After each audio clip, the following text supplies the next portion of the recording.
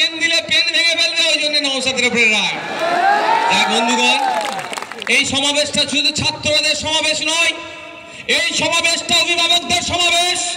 এই সমাবেশ থেকে আওয়াজ উঠবে, ওবিসির নামে যে দ্বিচারিতা চলছে পশ্চিমবাংলায়, সংখ্যালঘু যুবকদের শিক্ষার ক্ষেত্রে যে বৈষম্য হবে, চাকরির ক্ষেত্রে যে বৈষম্য হবে, আজকে এই ছাত্র জনতা সমাবেশ থেকে রাজ্যের মুখ্যমন্ত্রীর কাছে বার্তা দিতে চাই যে ওবিসির নতুন লিস্ট আপনি বার করেছেন, অবিলম্বে এটাকে প্রত্যাহার করতে হবে, নির্দিষ্ট গাইডলাইন মেনটেন করে নতুন ওবিসি সার্টিফিকেট পাবলিশ করতে হবে, লিস্ট পাবলিশ করতে হবে।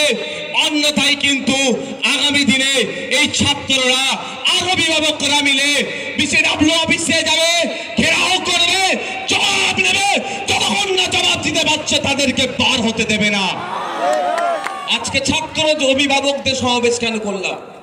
শুধু ছাত্র নিয়ে করতে পারতাম, শুধু ছাত্র দিয়ে করলে সব সমস্যার সমাধান হবে না, ছাত্রদের অভিভাবকদের লাগবে, আপনাদেরও লাগবে। সেই জন্য ছাত্র জনতা সমাবেশ করেছে। সবই যদি আমাদের ওরা বুঝেই ফেলতো, তাহলে ওদের সাথে আমাদের তফাৎটা কোন জায়গায় ভাই? ঠিক হবে। যাক, ড্রোন দিয়ে দেখাও কোনো চেয়ার ফেয়ার ফাঁকা আছে নাকি ভাই? কাউকে 500 টাকা বিরিয়ানির প্যাকেট দিয়ে এসছেন নাকি কেউ? যাক, আমাদের আজকের এই ছাত্র জনতা সমাবেশটা কেন হচ্ছে? এই সমাবেশে আমাদের আওয়াজ তুলতে হবে। আপনারা জেনে রাখুন, আমি আজকে বক্তব্যটা একটু মনোযোগ সহকারে দেখবেন। রাজনৈতিক মত পার্থক্য ছিল, আছে, থাকবে, এটা স্বাভাবিক ব্যাপার।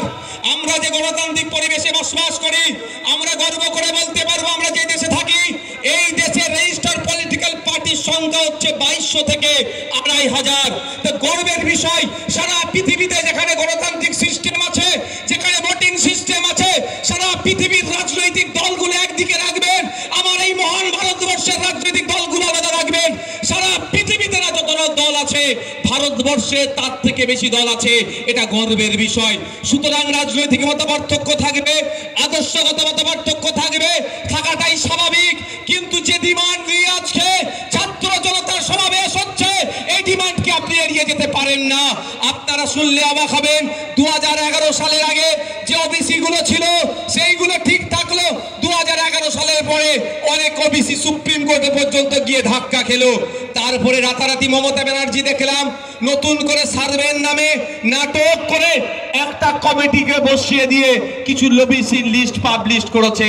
ওই লিস্ট খুলে যখন আমরা দেখলাম সংখ্যালঘু মুসলিম সম্প্রদায়ের ছেলেমেয়েরা উচ্চ শিক্ষার ক্ষেত্রে চরম বৈষম্যের শিকার হবে, মহিলারা উচ্চ শিক্ষার ক্ষেত্রে চরম বৈষম্যের শিকার হয়ে সাথে সাথে আবার আমরা কি দেখলাম, চাকরির ক্ষেত্রে ওবিসি এ বি যে সর্বনাশ করেছে, সংখ্যালঘু মুসলিম সম্প্রদায়কে খুঁজে পাওয়া যাবে না। কিন্তু আমাদের বক্তব্য,